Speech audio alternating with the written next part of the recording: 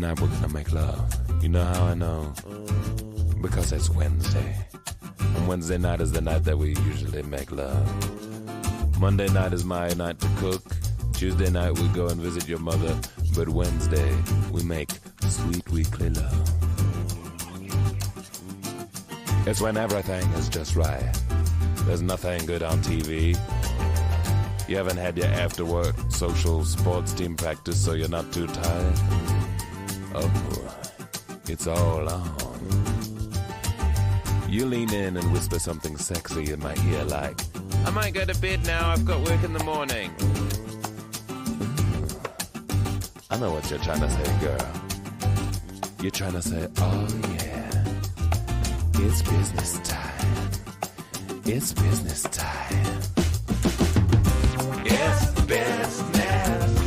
It's business time. I know what you're trying to say. You're trying to say it's time for business. It's business time. Ooh, it's business. It's business time. Oh, yeah. Then went in the bathroom, brushing our teeth. That's all part of the foreplay. I love foreplay. A shake, a shake, a shake, a shake, a shake, a shake. Ow, ow. And you sort out the recycling. That isn't part of the foreplay process, but it is still very important. Next thing you know, we're in the bedroom. You're wearing that baggy old ugly t-shirt you got from your work several years ago. You know the one, baby, with the color stain.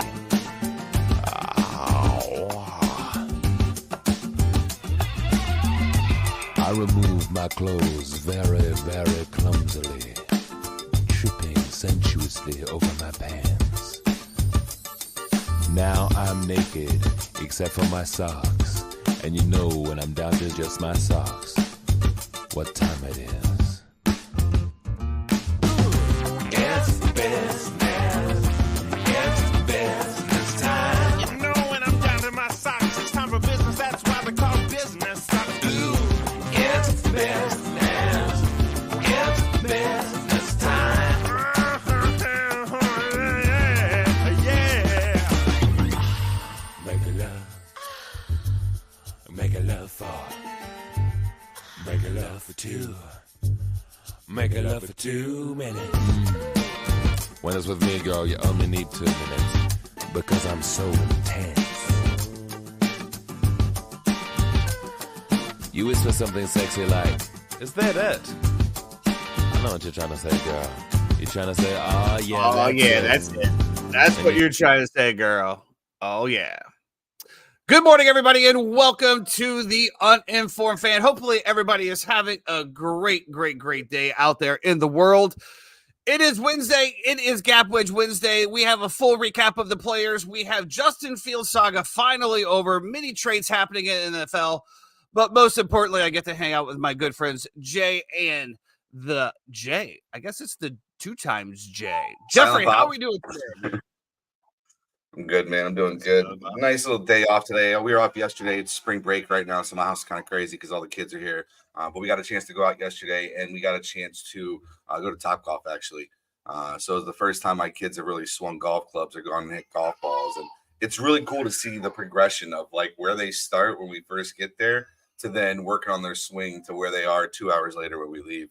And Tuesdays are great because it's half price, too. So, nice to you know, they've kind of they loved it. They kind of fell in love with it. So hopefully, you know, I think I saw this clip my wife sent me, and they were like, you know, what's the goal? You know, and it's like, man, like I don't need my kids to like be really Tiger Woods, you know, like make money off of it. But it will be really cool to be able to go spend a Thursday afternoon with me and my boys and go play around at golf at some point in our life. You know what I mean? I think that's the goal of all fatherhood, right? Is to be able to, and let's also be blunt, to whoop up on our kids.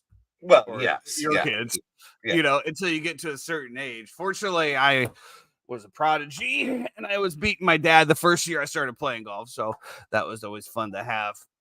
But yeah, beautiful. You know, spring break is here. Unfortunately, for people like me that don't have kids, this is the time when everything gets annoying. My pool is just an absolute shit show up there, with all of the kids running around. And then, of course, you have other kids that are joining other kids from the community. There's trash. It's just been a wonderful time. It's just a wonderful time. I can't wait to get the hell out of here. I cannot wait. I cannot. Where are you going? Tampa. Well, moving officially, or if my wife lets me. Okay. Well, you got a car show or something coming up, don't you? I saw some. This weekend we'll be in Clearwater for the Bay Area Card Show. Come check us out. We got tons of F1 cards, lots of good stuff down there. So if you're down there, you believe it's called the Banquet Masters. Friday 3 to 9 and Saturday 10 to 4. So if you're down there, check out Thomas Memorabilia. I saw B posted some stuff, and it was it looks like you guys got some pretty good. Wait, you don't follow Thomas Memorabilia? You're just seeing the reposts. No. So when I texted you yesterday asking if you were doing the show today, it's because I saw B post something about like, oh, look at this new heat that we have in or something like that. Blah, blah, blah, I thought you were trying to cut me out. I was like, this dude doesn't even want me to do my 1 week. He doesn't even want me to do the one day. And then I saw of course I saw the Tyson Memorabilia post after, but she had posted like way before. Yeah, she getting ready, loading up or whatever. Blah blah blah. So my wife is constantly on her telephone, constantly, right? Younger generation. Yes, that's right. My wife is in a different generation. Shout out to me. What are you considered and what is she considered in terms of the generation names? I have no idea. I think I'm X. I don't know. I think Jeremy, we need some help here. Yo, what up, Justice? Well, let's put it in the private chat there, Jay. What the generations are. But yeah, I don't know what we were talking about right there. We were just we were talking about you not following Thomas Memorabilia, I'm sure. I do follow Thomas Memorabilia. If you're not following Thomas Memorabilia on all social, speak sure. But yes, so she's always on her telephone. So I said, you know what? I'm putting Thomas Memorabilia on the Instagram. Now it's your turn. Like, just I am not a social person. I hate social media. I hate everything about social media. Really I used to be, it's really tough going back and looking like 10, 12 years ago, right? Mm-hmm. When Facebook was like, I would say at its peak. And, it was like, Tyson Thomas is listening to Beyonce. Like, what? And by the way, and I don't, before we get into this, obviously we got some super hot topics today. The Justin Fields conclusion is finally over. I know everybody's been waiting for mine and Jeremy's takes on this, so that's coming. But I happen, scrolling through, I do like to get into shorts, though, on social media, right? I get sucked into that, and I'm in there for a while, as Stewie'd say, a while. And I kept hearing this Beyonce song of "This ain't Texas, ain't no hold 'em." You did not say that. You did not say that. Yeah, do you know that is probably one of the worst fucking songs that I've ever heard? And the fact that it's getting played on mainstream media and all of this tells you that is just an industry that is controlled by something. I have no idea. It got ripped or sampled from something. It's from a children's cartoon show in Canada. Yeah. It's the exact same. It's the exact same verbiage, dude. So it came on yesterday. My wife's like, "Oh, fuck, we're turning this off." I go, No. I've been hearing the clip. I want to hear the full song. That is trash, Jeffrey. I like it. I think it's very catchy. Okay, so according to the 3 times, it's catchy. That's it. I'm telling you, there's some subliminal shit in there. Think about all of the stupid ass songs, pop songs that went completely viral. That now we're like, why did we ever listen to that? That's gonna fall into this. There's something psychotic, something hypnotic about that beat, which is probably why they gave it to the kids in Canada, because it locked them into the TV. Now we're locked in. Get out of here, Beyonce. Get back over to pop, where you're the queen. Get out of country music. I love the crossover. You are not following T Swift. I love it. Okay? I love the crossover. You are not T Swift. I just told you. That all just hail shows Queen you B. how stupid people are. Like, you can literally just say, and now it's a country song, and everybody's like, because everybody's got the boot scoots, and there's probably some stupid dance that's now aligned to it. No. Yeah, dumb. So I am a Gen X according to the 3 time. Yeah. And my wife is a millennial. So we're not too far apart, actually. Not too far apart. Only one generation. Not too bad. Not too bad. So she's a millennial? That's what he said, yes. Okay. You're not too far apart, but we're actually the generations are like boom, butted up against each other. I thought Jeremy, would you like to be on television today? Okay, because I thought I saw you doing something over there. No, all right. Jeremy's struggling. Jeremy got called into work yesterday, 12.5-hour shift, had a few pops last night. He's here physically, but emotionally he might not be here. You know what? 10% of the 3 time is still better than 100% of the no time. So we appreciate you being here. I thought you were gonna take a shot at me. I was like, man, I can't believe it's too early. I'm not. My last name's not Zeus. All right. Are we ready to get into this? Let's go. I think we're ready to get into this. NFL is finally making some waves, some stuff. The Justin Fields saga is finally over. Okay. So let me preface this before I get into this, because obviously I have a little heartfelt about this. And I know Jeff doesn't understand, right? And I know you don't understand, like, why are people tied to Justin Fields when you have this kid who looks like a generational talent? Why was it not easy to move on? Let me tell you, throughout the Bears' history, we have had an absolute revolving door of quarterback. Jay Cutler was probably our longest and probably the greatest quarterback that we've ever had. Obviously, Jim McMahon in the 80s got the Super Bowl. Sexy Rexy went to the Super Bowl to beat by Peyton Manning and the Colts. And outside of that revolving door, we had no hope until the Bears traded up and got Mitchell Trubisky. And then we were like, okay, well, maybe we have our generational. He was touted as the best quarterback of that draft, which was a pretty stacked draft. And then, obviously Patrick Mahomes comes out, and we watched Mitchell Trubisky come in and not live up to expectations. Regardless of coaching, whatever, we were back to square one. We saw some good things out of Mitchell Trubisky. Right. We saw some good fundamentals. He could throw the ball, but he just couldn't win games. We didn't see like that explosive playmaking ability out of him. Okay. So we move on from him. We bring in. Which is crazy when you look at Mitch's record, right? Like Mitch's record, just like Lovie Smith's record. He went to the championship. Just moved on like from these players. But anyway, continue. I'm sorry. And with that being said, Mitchell Trubisky had multiple coaches, multiple coordinators, once again, because that's what we do. So then, we signed Mike Glennon, and going back, there was a Cordell Stewart in there. Just some Chase Daniel. I do believe we even had Mark Sanchez at one point. Okay. Yes, that's how bad. So then we fast forward to Justin Fields. Okay. Obviously, coming out of college, very highly touted quarterback, playmaking abilities. We saw the explosiveness. We saw that this was the first quarterback that we had that just had utter pure talent. The kid could play. And then what happens once again? The coaches get fired. There's no quarterback development.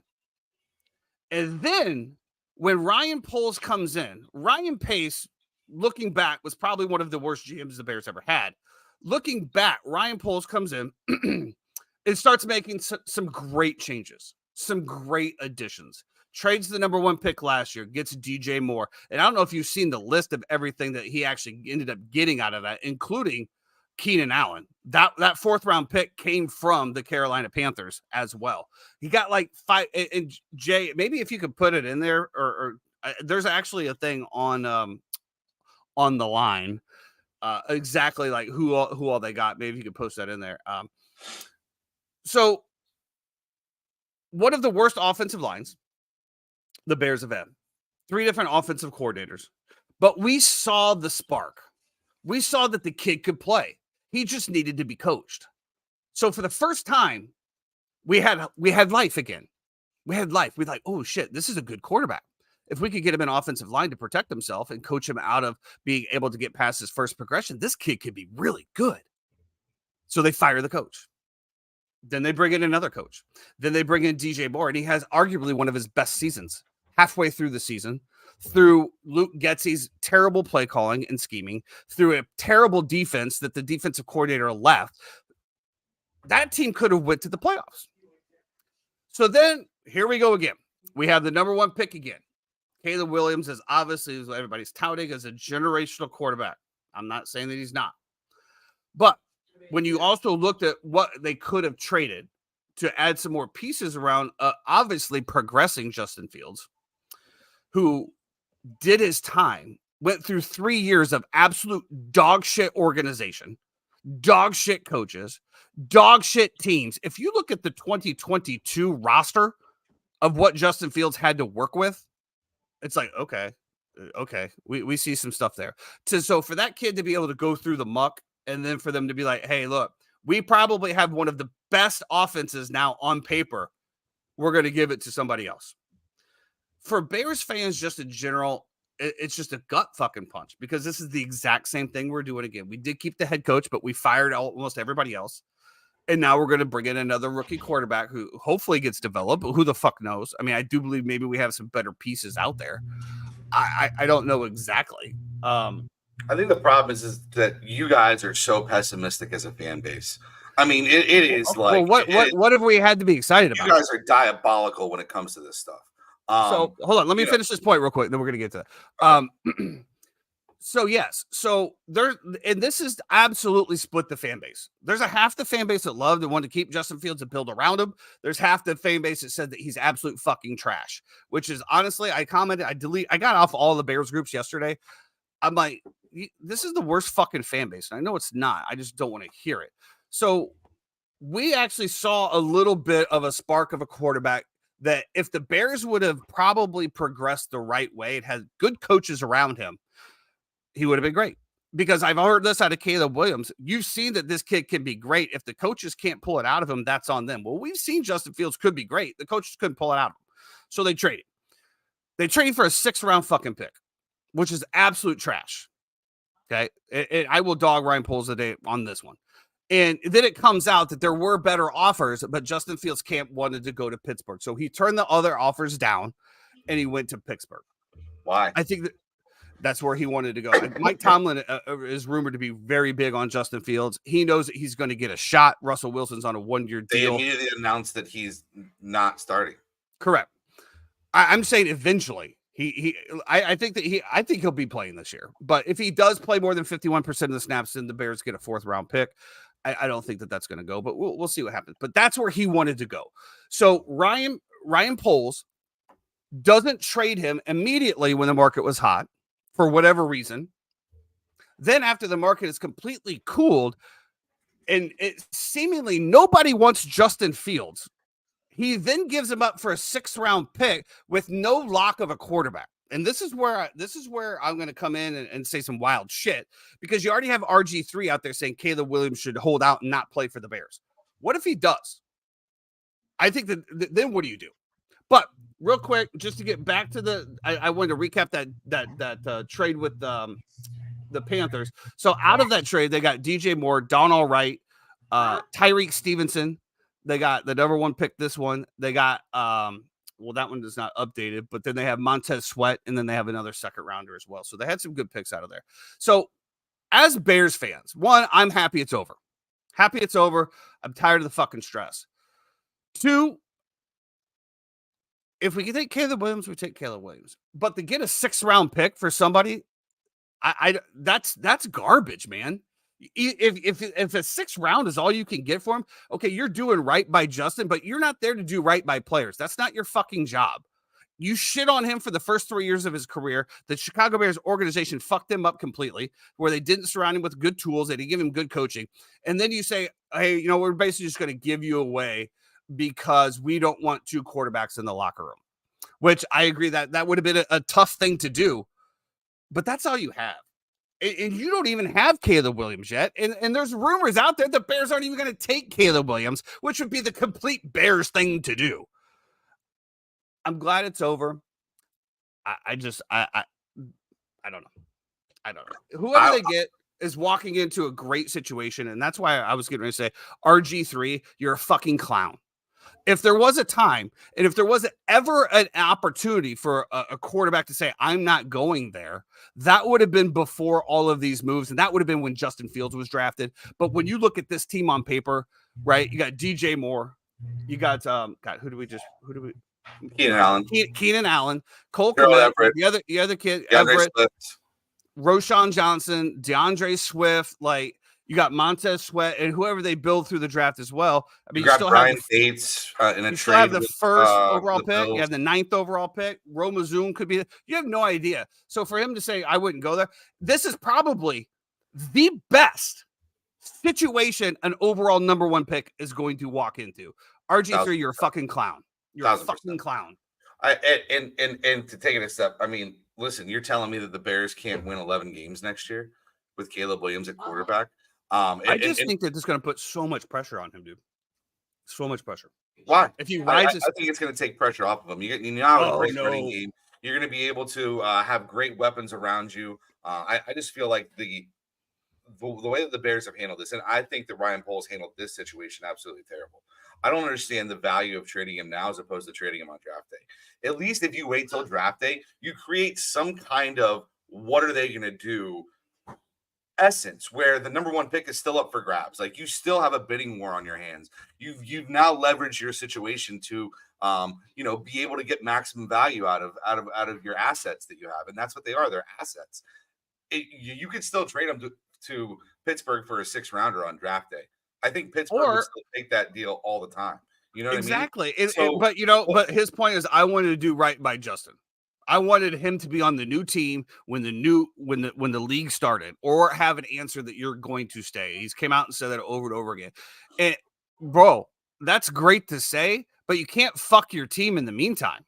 Because let's just say that he balled out and held out for a new contract to put your ass to the fucking fire to be able to get, 60 whatever million. Do you think that he's going to be like, hey, bro, I'm going to do right by you guys. I'm going to just play for 30. No, it's a business. Just like when DJ Moore tweeted out, as soon as it was over, business is business. DJ Moore knows. And what do you expect him to say in a locker room? Yeah, I'm really looking forward to Caleb Williams. Hope Justin Fields finds a good landing spot. like what do you expect? Of course he's going to say Justin Fields is my guy. Yeah, I just think Ryan Poles kind of mismanaged this entire situation. It seemed like a panic move in the end, and then save face and say that it's for the betterment of the kid. You know what I mean? When the betterment of the kid that did come out from both camps. That did come out from both camps, and apparently for whatever reason Let's have a united front. Apparently they didn't say the team, but they had a better offer from a contending team already that had a solidified starting quarterback that wanted him for a backup position. And I thought it would be the Eagles.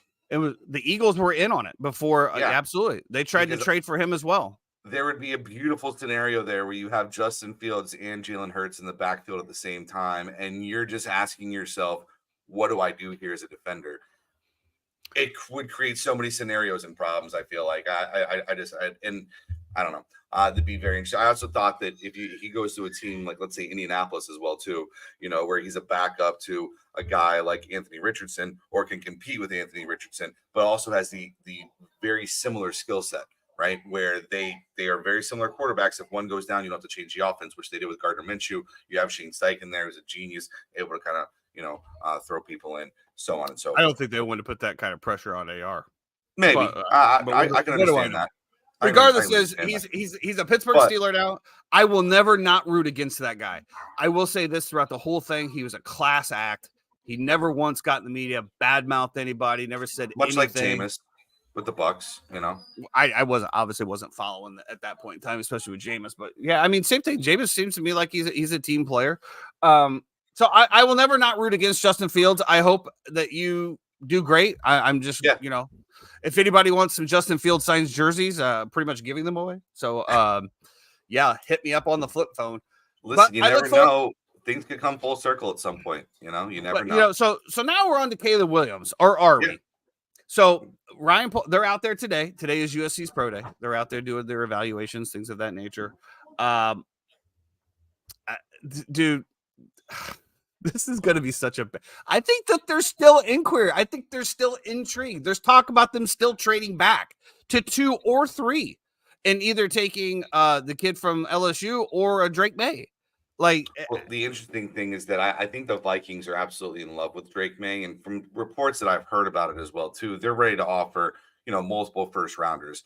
They did trade up and they grabbed Houston's first rounder, I believe. So I think that now they own, it's like 24 or something like that, as well as their other first round pick that they already had.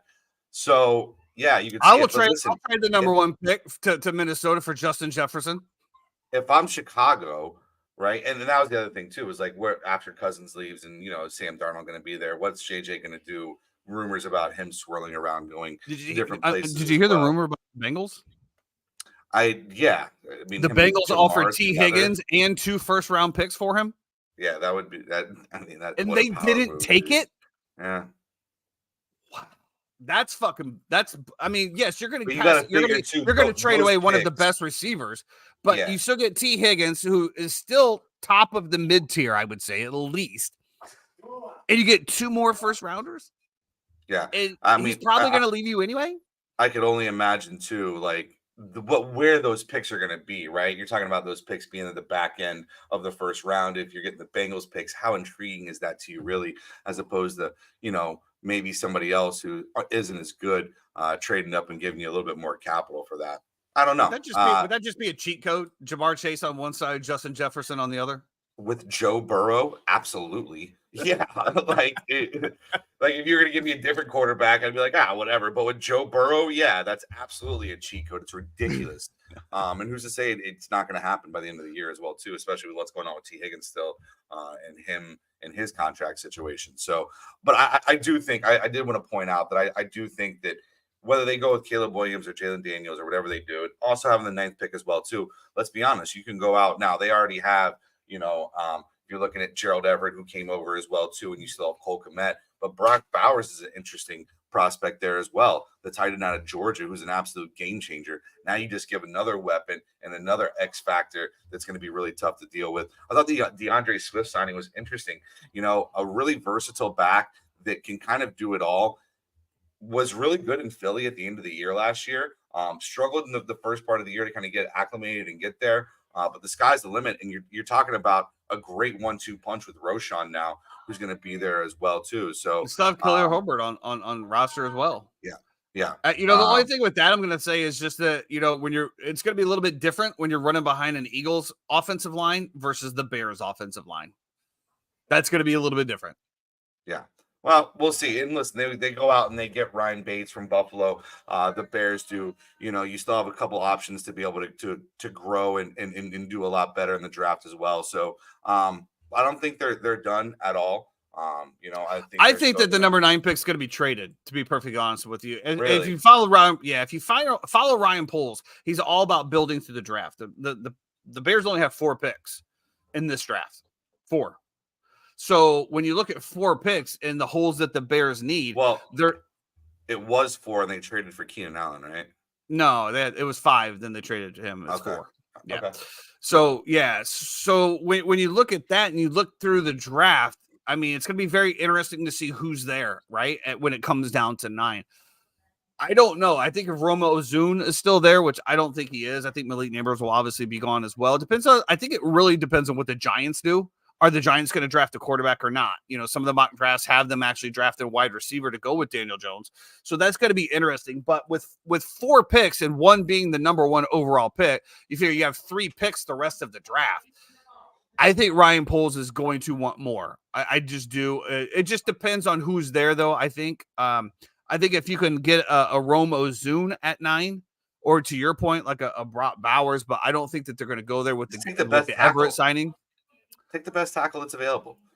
I don't know. It just depends on what Ryan Poles thinks he can get. As far as the value, is there better? I don't know. I think that they trade back at 9. I think they get a couple more second rounders, things of that nature, to try to fill a little bit more holes. But we shall see. As we did say, the Bears did trade to Keenan Allen for a 4th round pick. That kicked off a frenzy of trades that happened in the NFL. Obviously, with DJ Moore and Keenan Allen, that is a great 1-2 punch. Who's going to wear 13, Keenan Allen or? Well, let's see if we draft Caleb Williams first. But I would find it very hard to believe that Keenan Allen gives up 13. You're talking about a guy who's been in the league 11 years. I don't know.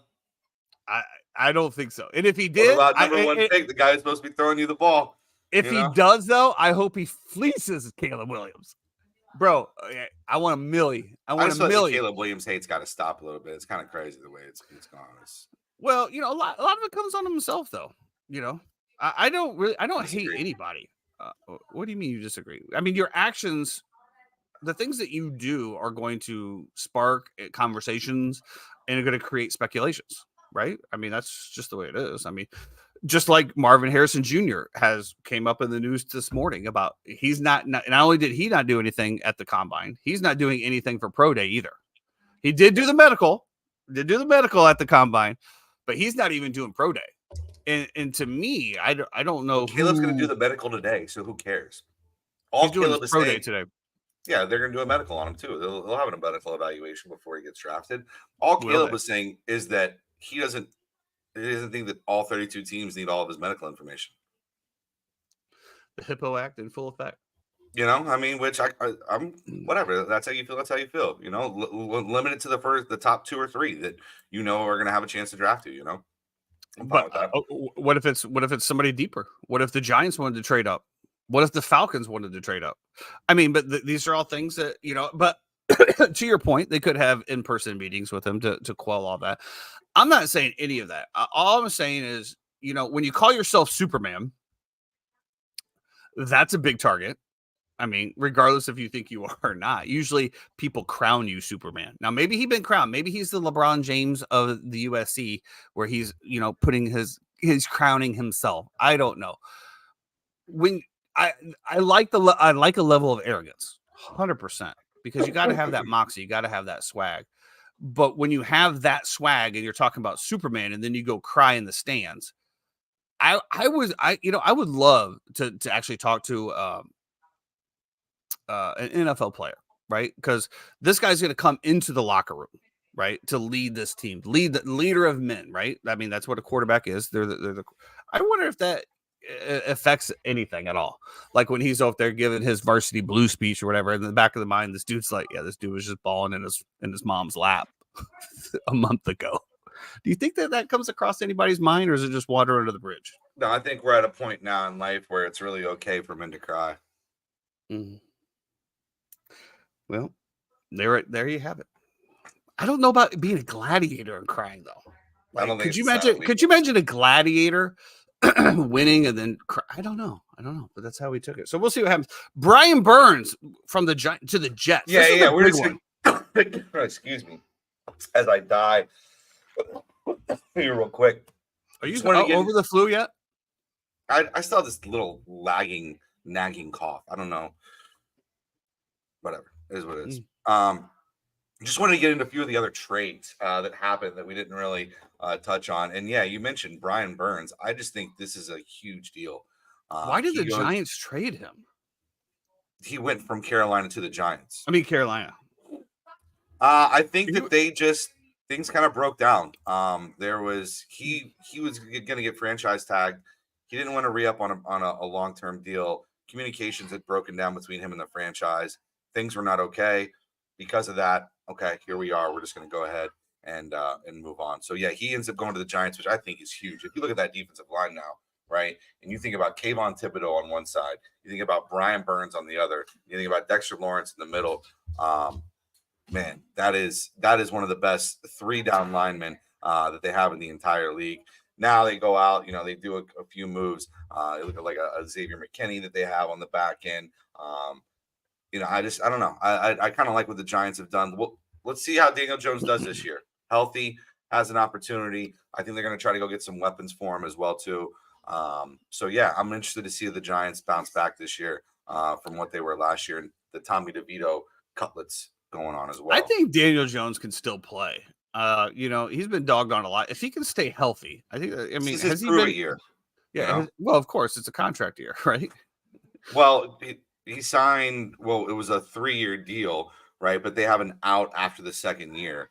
Right. So this is essentially his contract. A year, So which kind of set the market, in which everybody kind of reviewed that as just a terrible contract, and that he should have never got that kind of money. Which is why Baker Mayfield said, "Well, I want $40 million. If you're going to pay him $40 million," and everybody's like, "Oh, hold on, check your brakes. This is like a Deshaun Watson contract. We are never going to honor that kind of contract again."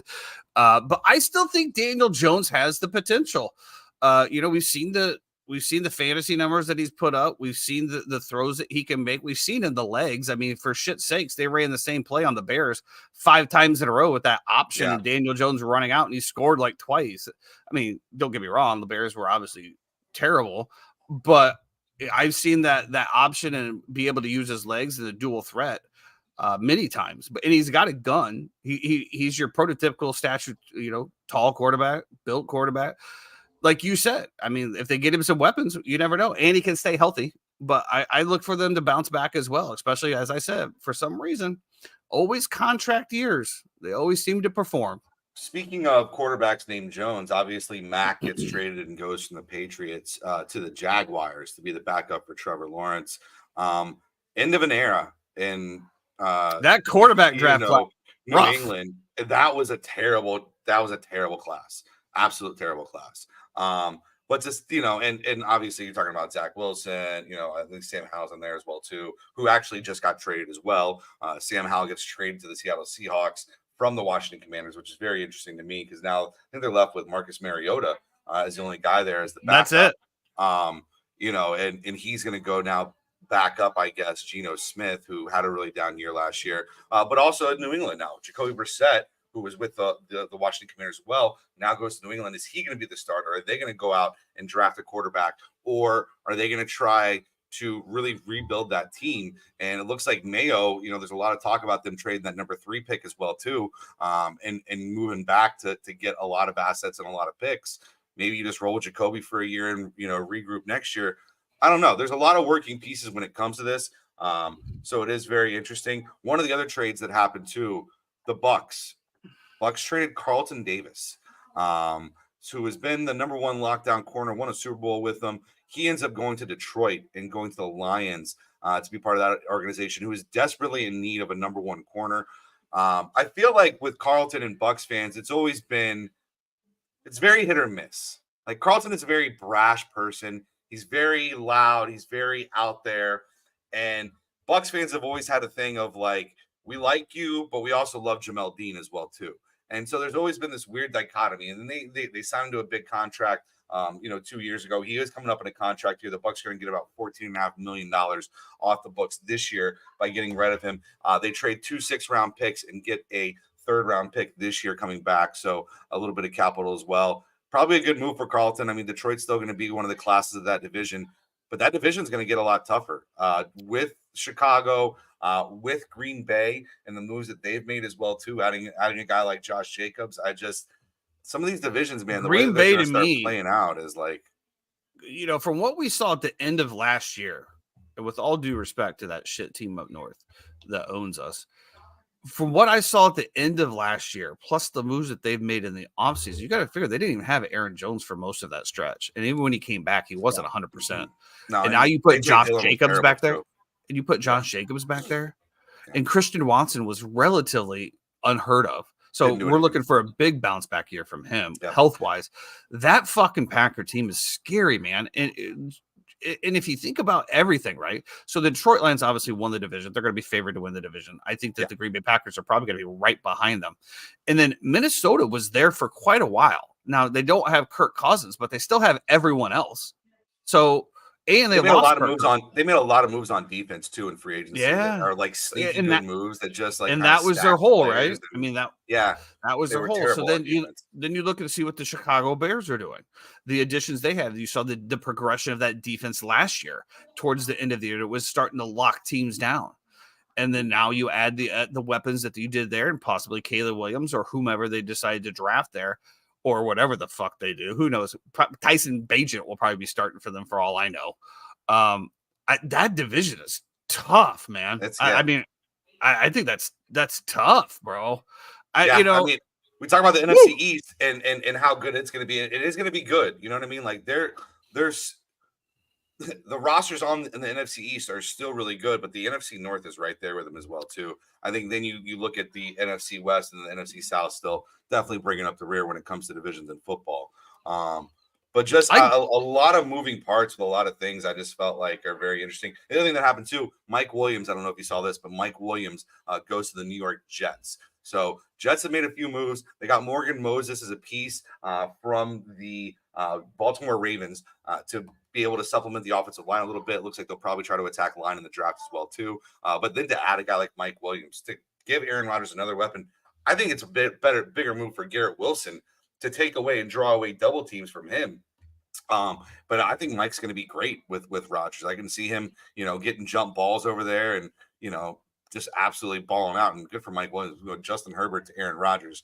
Not a bad life for that guy, I can't help but just think about, you can add all the weapons you want when Aaron Rodgers is on his back, as we saw Zach Wilson running for his life the entire thing. Now, I listened to some of that. Well, Aaron Rodgers gets the ball out so much quicker that, I don't know if you guys remember seeing what happened last year. It was a 2-step drop, and there was someone in your face every single time. Yep. I mean, I don't know where you think. And so I guess to that, to alleviate some of that pressure is you're going to have to throw quick outs, and guys are going to have to get open super quick, and then hope Aaron Rodgers, can hit them. But until the Jets do some offensive line help, because we talked about this a lot throughout last year, and you brought up the point that Zach Wilson gave the Jets a better opportunity because of his ability to scramble. We did see that. Now, obviously, the scramble ability is going to be negated by Aaron Rodgers' accuracy with his arm and be able to get the ball out. But he's going to have to run for his life, as we saw on the 3rd play or 4th play of the season, where he started to run and snapped his Achilles. Yeah. So until the Jets can make all of these wonderful moves, but to your point, like you said, unless they draft some bangers out of this draft, which outside of the Joe Alt from Notre Dame, I don't see any of the other big names or highly touted, tackles to protect them. I think you're going to regurgitate more of the same, to be perfectly honest with you. I mean, Robert Saleh has got to be scratching his head, even though he doesn't have hair. And then you add the added distraction of Aaron Rodgers, potentially a vice president pick. I mean, well, the Jets can't catch a break. And all the reports too about how dysfunctional it was with the Jets as well from Diana Rossini, who with the Athletic, formerly of ESPN, does a phenomenal job. But all that reporting as well too that came to light about how dysfunctional that organization really was throughout the entire year last year, I thought was incredible. So they got a lot to shore up there. One other team that's making a lot of moves that I am a little, I don't know what to think of, is the Cleveland Browns. And they go out, they get a guy like Jerry Jeudy, who is a burner. He re-signs to a 3-year contract extension. You're going to have him and Amari there for multiple years. I think it's a phenomenal move. I think if you look at Jerry to take the top off, and then you have Amari as your guy who can take the top off as well too, but also is just one of the best route runners in the entire NFL in terms of his footwork. If you're a young kid and get a chance to watch him, just watch Amari Cooper's footwork. It's incredible when he runs routes. But then also at the quarterback position, very strange to me. They go out, they get Jameis Winston. They then go get Tyler Huntley as a backup. You already have Deshaun Watson, and you also have Dorian Thompson-Robinson, Tom Smith, who you drafted last year. No team carries 4 quarterbacks on a roster. Someone's getting cut. Most of the times they carry 2 because of the rule now that you get the emergency 3rd if the first 2 get hurt. So, who's getting cut? Like, where? You're probably not cutting. I don't. It's just it's and with the successes they had when Deshaun went out last year, I don't know. That's just a very. You see things sometimes, and that has my spidey senses tingling of something could be going down. That we're not aware of or that we haven't heard about yet. Well, Deshaun Watson isn't going anywhere because he has guaranteed money. And that's the weirdest thing to me, right? Is why get all these guys behind him? I don't know. It's just I don't know. It doesn't make sense to me. I think waste roster spots on him. Yeah, I think of Deshaun Watson. Then you said Jameis Winston, and then Dorian Thompson, and then that's your 3 quarterbacks, and right? Tyler Huntley, but they just signed Tyler Huntley. Well, the Bears also signed a backup out from the Rams.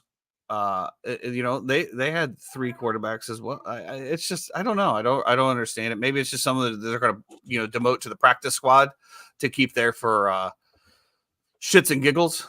But to your point, to the rookie, I mean, now that you have Deshaun Watson and Jameis Winston, that rookie is going to get no more reps. Maybe they just weren't happy with what they had. Jerry Jeudy to the Browns is a great move by them. I was hoping the Bears were going to go after him. I thought that there was talks last year about that, about the Broncos moving on. Talk about a shambles team, the Broncos. I mean, but, to your point, the success that the Browns had with Joe Flacco last year, and Joe Flacco signed a contract. He is now, who did he sign with? Flacco went to the Colts. Yeah. Wait, this. Let me see. What's the latest one? I don't want to sign up for your email. I don't want to do that. 1 year, $2.5 million. Absolutely. No, that's what the Browns. Oh, they haven't even updated this yet. You guys suck. You're trying to get me to sign up for your. Oh, nobody even had. Did he actually sign with them, or was it a rumor? No, nobody. Oh, there it is. With the Browns. 1 year, $8.7 million with the Colts. Bag. Holy macaroons. I think that is absolutely great for Anthony Richardson to have somebody like Joe Flacco behind you. Because as you point out, he's probably one of the most freak athletes that we've seen come out, especially in the draft. And, we saw brilliance of it, which I don't know where it was at Florida. But we saw brilliance of it before he got hurt. And I think Joe Flacco, old tree foot Joe Flacco would be helpful in advising him on how not to get hurt, because he's still out there kicking. So I think that was a great sign for them as well. But yeah, Jerry Jeudy to the Browns looking really, really good. I'll tell you, the NFL has made some good moves. And, from what I can see so far, it's kind of, evening out a little bit. There's no teams that are just, I feel like, head and shoulders above anyone else outside of, the 49ers. And even the Chiefs on paper. I mean, you look at the Chiefs on paper now, Hollywood Brown, that's an amazing sign that they had from the Kansas City Chiefs over there. That gives them the Tyreek Hill type explosiveness again. Yeah. The little guy that's going to go out there. I think that's a huge move for them to be able to get that. And then if Rashee Rice can continue up his progression, I think that's going to be a great, I would have liked to seen them go get somebody else, but obviously when you sign Chris Jones to that kind of a contract, which, let's be honest, they needed to do. He was one of the key things as far as that Super Bowl run last year. It's going to be tough to be able to get one of those big names receivers when you have somebody on that side making 30 million, the other 50 to 60 on the other side. I mean, that's pretty much 50% of your cap space right there. They'll figure it out and avoid you. It's the NFL, because the cap doesn't really matter. It's not a real thing. I wish the Bears thought so. Have you? We like to stay under the cap. Apparently, obviously, we're about to get into Gap Wedge Wednesday here in a second. But I would be remiss if we did not talk about. There's a big logo behind you, and a basketball tournament starts tomorrow. And I just wanted to know: have you done any brackets? Have you filled anything out? Are you ready to go? I never do. I don't do brackets anymore. It's a crapshoot. I will say this though, in relationship to the Florida Gators and their chances, I think pretty much all of our chances went out the hoop when our starting center broke his leg within the first 2 minutes. He was your backup before though, and progressed into the starter. They've been playing really great. Yeah, you're absolutely really great. I think the Florida has a scrappy team. I think maybe with some adjustments and some off practice, reinserting that role, that was a big loss. I don't look for him to do anything major. Same thing with the Fighting Illini. I don't know if you saw that. It was a beautiful day that day for me. The Florida was playing in the SEC championship. The Fighting Illini were playing in the Big Ten championship. Florida lost. Illinois won. I think it was their first Big Ten championship in like 20 some years. So shout out to them. I mean, they think they got the 3 seed in the tourney. They usually struggle in the tourneys. So I'm not looking forward to anything, honestly. I have done a bracket. We did a tournament last year, if you remember. I just want to say this. I do still love Florida. I think Florida's dynamic. I think, their big is really good, but what makes them dynamic is their perimeter play. I think their guards and their swingmen are some of the best in the entire nation. I think they've been slept on all year. They are uber freaking talented. And I definitely think they can. I thought they got a raw draw on the 7 seed. I thought that was. It's kind of weird considering they beat Alabama. Well they played and how up and down they got on them. To me, that was a raw draw. Now, Is it a good draw? I don't know. Like you get the Boise State Colorado thing, right? So you're gonna get the winner of that who plays tonight. Colorado, very up and down team as well. So that's going to be an interesting thing. You got two high powered offenses that will just be running up and down the court against each other if they go ahead and beat Boise State. And also, it's always weird too, because like one of these teams that wins one of these play-in games usually wins at least a game or maybe even two going into the first weekend historically. That being said, I think I thought they go into the 16 seed. The playing guys, they go to the 16 seed, I thought. Depends on where the committee wants to slot the playing games out. Oh. So you can have a 16 seed, or I thought that playing in for the 10 seed. I thought that that's nice. Yeah. Hey, you're not good enough to get a full seed, but if you win, you're going to get a 10 seed. Yes. I mean, is this the same committee that kept Florida State out? I don't know, bro. And also, like Kirk Herbstreit. This is the same one that says, "Oh, Florida, you beat Alabama twice here. You went to the SEC championship, but yeah, you're the shit seed, Alabama. Good luck, buddy. Yep. Roll Tide." Yep. Yeah. And also, by the way, they just re-upped everything with ESPN and the college football playoff. So that is official until like 2032 or something like that. The ESPN owns the rights to the college football playoff, the invitational, as we will call it, going forward. There are a few upsets that I do have. Go ahead. No, go ahead. I was going to say, I do kind of like NC State coming off of their incredible ACC championship run. They draw Texas Tech to start. I think that's an interesting one in terms of an 11-6 matchup. Kentucky, Oakland, I feel like is something to like keep our eye on. But I do think Kentucky or NC State can beat Kentucky and make it through and get to that Sweet 16. That's my thing too. Is like, can Florida beat Marquette? Like I think Florida wins the first game. Marquette will win. They'll both get there. Florida will have a puncher's chance against Marquette in that game.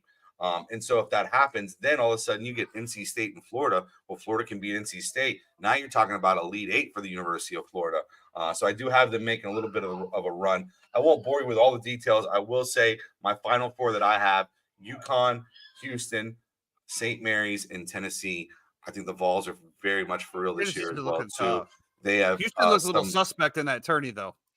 Yeah, but I think they got some dynamic playmakers as well, too, that handle the ball.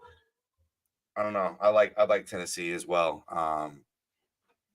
going into the tournament. So, I might do a bracket. I don't know. Probably not. I did this morning. I don't watch college basketball while the baby was up and doing whatever. So I do have UConn beating Tennessee in the final. I got to figure out how many points are going to be scored in that game. Probably quite a lot. But I will say this. So apparently, MLB season kicked off last night. Did not know. This morning at 6:00. I apologize. The Dodgers versus the Padres in Seoul. Yeah. The MLB decided, hey, we're going to start a series in Seoul to grow the game. Great idea, especially with Shohei and all of the Asian influence that they have on the Dodgers team. Absolutely great. But these games count? Like, what are we doing here, man? The official opening day isn't until what?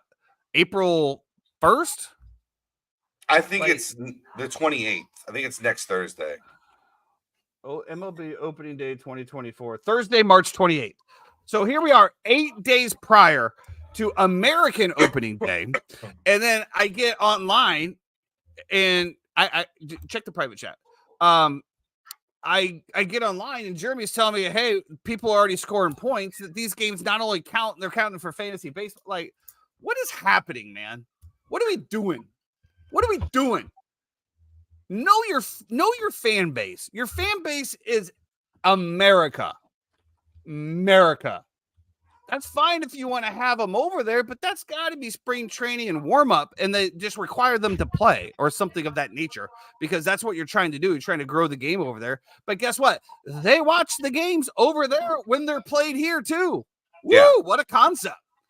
So to have 8 days now, is there another game today? Who knows? Is there 10 games over there? I don't know what the hell's happening. Jeremy, do you know how many games do they play? Is this like a full series that they're playing over there? You can chime in if you want. Please 2 games. Free. 2 games. Okay. So they played yesterday, maybe a day off. Well, actually, you know what? I could just bring it up here on the app. Let's see. So they played yesterday. So let's go to today. Let's go to MLB. They do not. Well, maybe.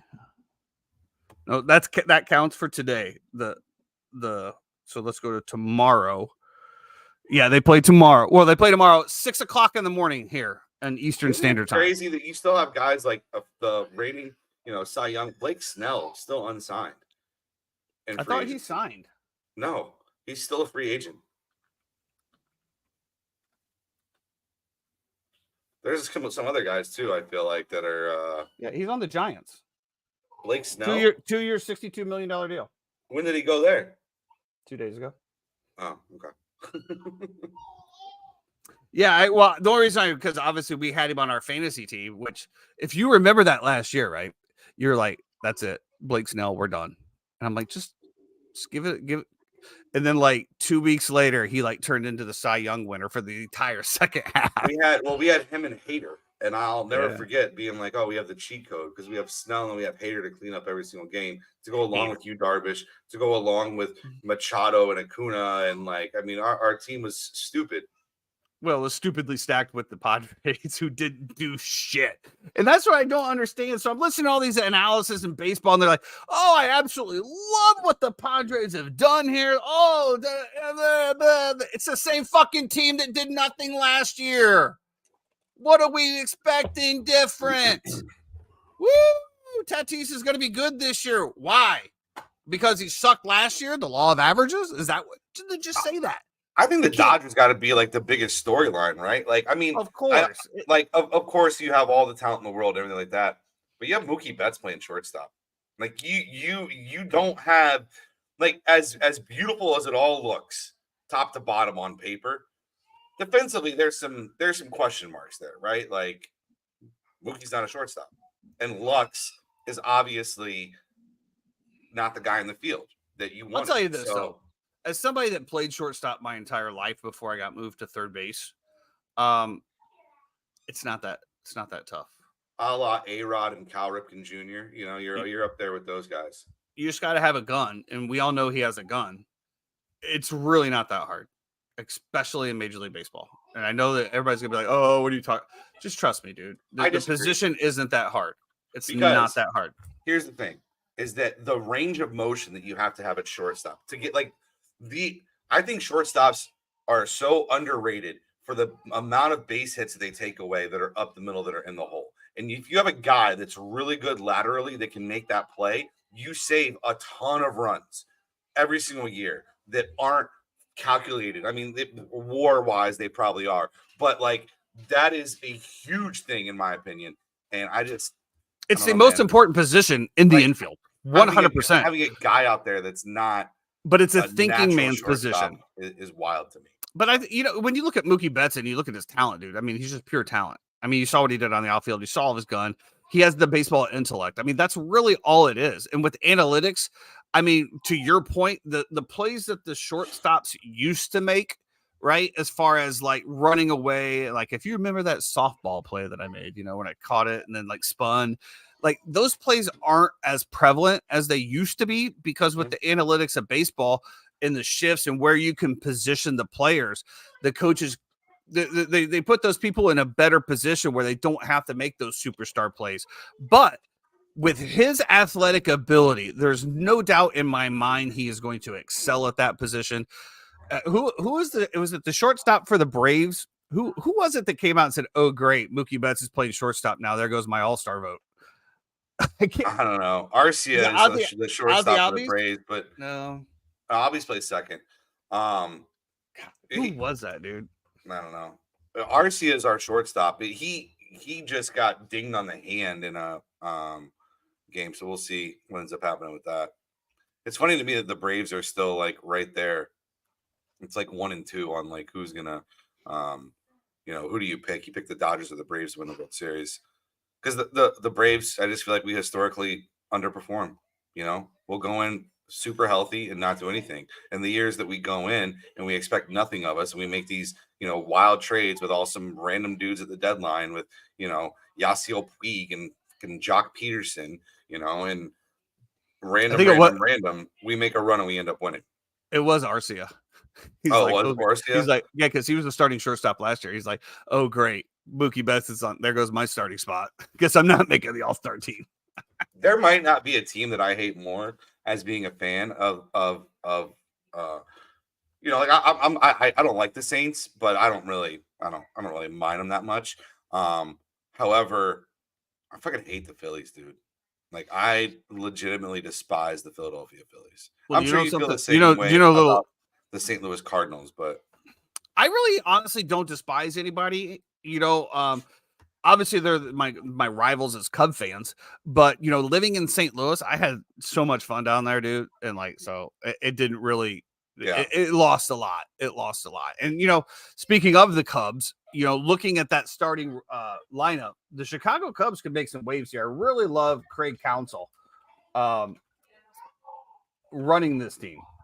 However, there's going to be some serious problems with the Cubs pitching. Serious problems. I mean, so the starting lineup, you got Ian Happ, Seiya Suzuki, Cody Bellinger, Christopher Morel, Dansby Swanson, Michael Busch apparently is going to be our DH, Nico Horner, Mike Tauchman, and Yan Gomes. Now, that doesn't sound very good to me. Not very sexy. It doesn't sound sexy to me. Mike Tauchman had a great season last year, though. But then you go into the rotation.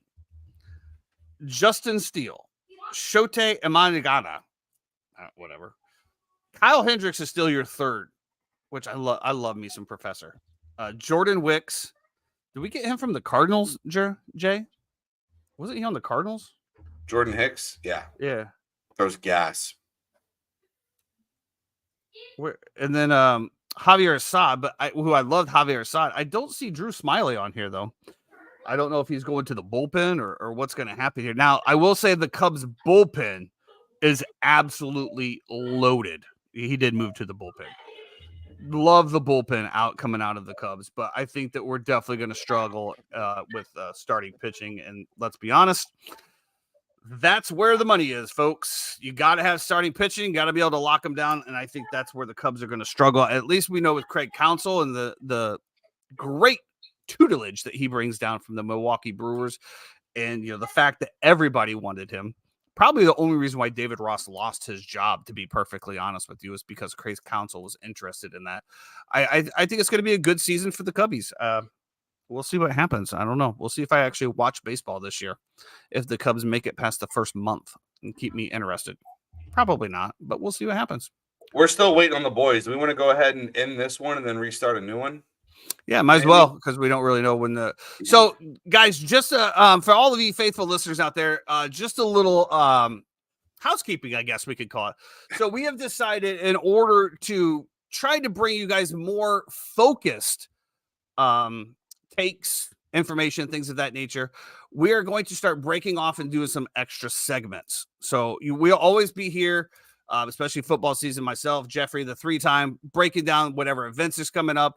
And then Jeff, Jeremy, and the boys are going to be breaking down Gap Wedge Wednesday on their own now. So that way, if you are interested in coming in and visiting and listening to the Gap Wedge Wednesday boys, you will have a separate podcast. So if you didn't really want to listen to the rest of us, which I don't know why you wouldn't.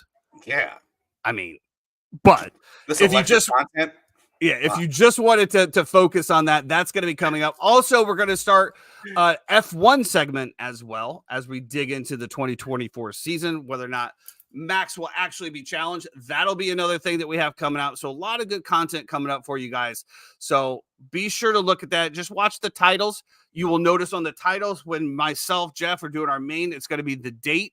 And then when you see the titles Gap Wedge Wednesday, that'll be the Gap Wedge Wednesday. F1 Friday, you'll see that Friday. And any other, I don't know, any other segments that we might choose to do. You just never know what's going to happen here at the Uninformed Fan. And that way, too, the Gap Wedge will have the tournament with it as well, too. So if you're even like, oh, I wonder how they did on this tournament, it'll, you'll have Valspar on there, you'll have Masters, whatever it is, you'll be able to click on it and get exactly the content that you're looking for there. Just kind of mainline it a little bit for you. Did you watch? Obviously, you watched the ending of the Players. What an ending, really, huh?